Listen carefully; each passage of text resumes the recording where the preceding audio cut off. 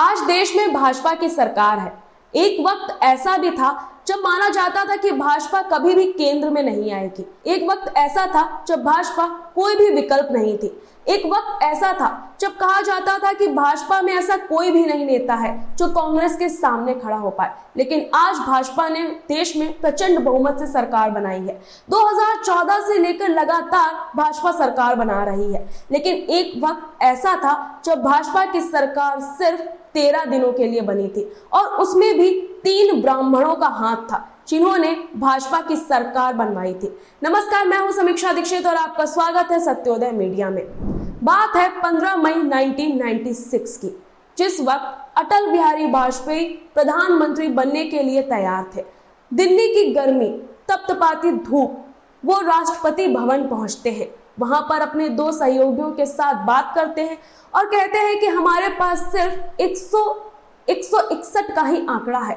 अगर ये आंकड़ा 220 का होता तो ही मैं जाता राष्ट्रपति से मिलने के लिए, लेकिन अब हमारे पास 161 का ही आंकड़ा है तो मैं नहीं जाऊंगा। उनके सहयोगी उनको समझाते हैं और राष्ट्रपति से मिलने के लिए राष्ट्रपति भवन भेजते हैं।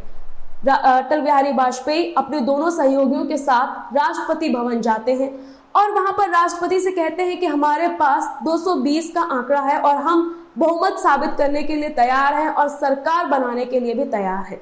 उस वक्त राष्ट्रपति होते हैं शंकर दयाल शर्मा। शंकर दयाल शर्मा कहते हैं कि ठीक है, अगर आप बहुमत साबित कर सकते हैं और सरकार बना सकते हैं तो कल आइएगा और बहुमत साबित करिएगा। इसके बाद जो तीसरा मोर्चा होता है, यानी कि उसमें अब सवाल उठ रहे होते हैं कि तीसरे मोर्चे में आखिर नेता कौन होगा। भाजपा के पास एक चीज तो क्लियर होती है कि शिवसेना उसको समर्थन करेगी, बाकी छोटे छोटे दल भी उसको समर्थन करेंगे, लेकिन तीसरा मोर्चा उसको समर्थन करेगा कि नहीं करेगा, इस पर अभी भी तलवार लटक रही होती है। इधर कांग्रेस के पास 140 सीटें होती हैं, तो कहीं ना कहीं एक चीज क्लियर हो जाती है कि कांग्रेस सरकार नहीं बना सकती। बहुमत का आंकड़ा कहीं ना कहीं भाजपा के पास ही जाने वाला है। अब कांग्रेस इतने वक्त से सरकार बना रही थी तो भाजपा के लिए भी ये पहली बार था जब भाजपा से कोई प्रधानमंत्री बनने जा रहा था और कांग्रेस के सामने एक बड़ी चुनौती खड़ी होने जा रही थी। उस वक्त कहते हैं कि 3 ब्राह्मणों का साथ मिला भाजपा को, तभी अटल बिहारी वाजपेयी उस वक्त प्रधानमंत्री बने। वो बात अलग है कि ये सरकार सिर्फ 13 दिनों के लिए चली थी और ये सरकार गिरी कैसे, इसके पीछे भी कई बातें बताई जाती हैं। उसके लिए भी हमने एक अलग से वीडियो बनाया है, आप जाकर वो वीडियो देख सकते हैं। हम आपको लिंक डिस्क्रिप्शन में दे देंगे कि कैसे अटल बिहारी वाजपेयी की सरकार सिर्फ 13 दिनों में ही गिर गई थी। ये तो हमने आपको बताया था, लेकिन ये सरकार बनी कैसे थी ये अपने आप में बड़ी ही रहस्यमयी बात थी, क्योंकि कई लोग अलग अलग तरीके की बातें बताते हैं, जिसमें से एक थ्योरी ये भी है कि 3 ब्राह्मणों की वजह से अटल बिहारी वाजपेयी की सरकार बनी थी और वो पहली बार देश के प्रधानमंत्री बने थे। इसमें खुद राष्ट्रपति शंकर दयाल शर्मा का नाम आता है, पीवी नरसिम्हा राव का नाम आता है और खुद अटल बिहारी वाजपेयी का नाम आता है। तीसरे मोर्चे से उस वक्त के राष्ट्रपति ने कहा था कि सबसे पहले तो आप अपना नेता लेके आइए, इसके बाद हम आपसे कोई बात करते हैं। उस वक्त तीसरे मोर्चे ने अपना नेता कर्नाटक के मुख्यमंत्री को बनाया था और तीसरा मोर्चा समर्थन करने जा रहा था कांग्रेस का। उन्होंने बाकायदा कांग्रेस को चिट्ठी भी दे दी थी साइन करके, एक लेटर कांग्रेस को पकड़ा दिया था पीवी नरसिम्हा राव को कि आप जब कल बहुमत साबित हो तो आप कांग्रेस की तरफ से हमारा ये लेटर राष्ट्रपति को दे सकते हैं। लेकिन उस वक्त पीवी नरसिम्हा राव ऐसा दावा करते हैं कि वो लेटर वो राष्ट्रपति को देना भूल गए थे। अब यहाँ पर लोगों को शक होता है कि आखिर ये कैसे पॉसिबल है। इधर 16 मई 1996 का दिन आता है जब अटल बिहारी वाजपेयी बहुमत का आंकड़ा साबित कर देते हैं राष्ट्रपति के सामने और राष्ट्रपति उनसे कह देते हैं कि आइएगा, अब कल आपको शपथ लेनी है और आप जा रहे हैं अब देश के प्रधानमंत्री बनने। अटल बिहारी वाजपेयी खुशी से बाहर आते हैं और अपने दोनों सहयोगियों को बताते हैं कि तैयारी करो, कल शपथ लेनी है। 16 मई 1996 को अटल बिहारी वाजपेयी शपथ लेते हैं और बन जाते हैं भाजपा की तरफ से पहले ऐसे नेता जो देश के प्रधानमंत्री बनते हैं।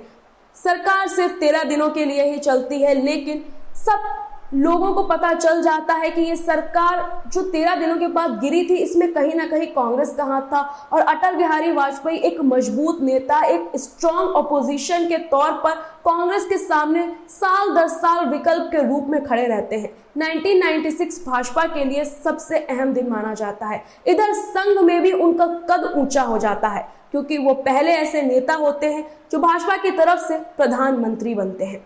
इधर कहा जाता है, जैसे मैंने आपको शुरुआत में बताया था, कि 3 ब्राह्मणों की वजह से अटल बिहारी वाजपेयी प्रधानमंत्री बने थे। इन 3 ब्राह्मणों में सबसे पहले तो थे हमारे राष्ट्रपति शंकर दयाल शर्मा। वैसे ये सवाल कईयों के मन में आता है कि शंकर दयाल शर्मा क्यों चाहते थे कि अटल बिहारी वाजपेयी प्रधानमंत्री बने। इसके लिए हम एक अलग से वीडियो बनाएंगे, एक अलग कहानी लेके आएंगे, वो हम आपको बताएंगे। लेकिन शंकर दयाल शर्मा चाहते थे कि अटल बिहारी वाजपेयी इस बार प्रधानमंत्री बने। कहा जाता है कि शंकर दयाल शर्मा सोनिया गांधी के काफी करीबी थे और सोनिया गांधी चाहती थी कि जब राजीव गांधी की मृत्यु हो गई थी तो उस वक्त शंकर दयाल शर्मा ही प्रधानमंत्री बने, लेकिन उन्होंने प्रधानमंत्री बनने से मना कर दिया था, इसलिए उनको देश का राष्ट्रपति बनाया गया था। अब शंकर दयाल शर्मा इधर थे, खुद अटल बिहारी वाजपेयी चाहते थे कि वो देश के प्रधानमंत्री बने और उधर पीवी नरसिम्हा राव चाहते थे कि अटल बिहारी वाजपेयी देश के प्रधानमंत्री बने। कहा जाता है कि पीवी नरसिम्हा राव इसलिए ऐसा चाहते थे कि उस वक्त लोकसभा में जो स्पीकर थे वो 1991 से 1996 तक थे। कहा जाता है कि उनका समय पूरा हो गया था, लेकिन कांग्रेस चाहती थी कि वो फिर से अपना कार्यकाल रिपीट करें। इसलिए पीवी नरसिम्हा राव चाहते थे कि जब फ्लोर टेस्ट हो रहा हो, जब बहुमत साबित किया जा रहा हो, तो उस वक्त कांग्रेस वहां से अब्सेंट हो, जिस वजह से अटल बिहारी वाजपेयी की सरकार भी आ जाएगी इधर केंद्र में, उधर लोकसभा में उनका स्पीकर भी रहेगा और बाद में जोड़ तोड़ करके हम किसी तरह से भाजपा की सरकार भी गिरा देंगे। तो ऐसा ही होता है जैसे पीवी नरसिम्हा राव चाहते हैं। ऐसे 3 ब्राह्मणों के दम पर भाजपा सरकार बनाती है। अटल बिहारी वाजपेयी पहली बार सरकार की तरफ से अपनी सरकार को रिप्रेजेंट कर रहे होते हैं, वो प्रधानमंत्री बनते हैं और लोगों को उस वक्त पता चलता है कि भाजपा का भी एक स्ट्रॉन्ग अस्तित्व है लोगों के सामने और कांग्रेस के सामने भी। तो आपको ये स्टोरी कैसी लगी हमें कमेंट करके जरूर बताइएगा। साथ ही ऐसी और भी पॉलिटिकल स्टोरीज हम आपके लिए लेकर आते रहेंगे।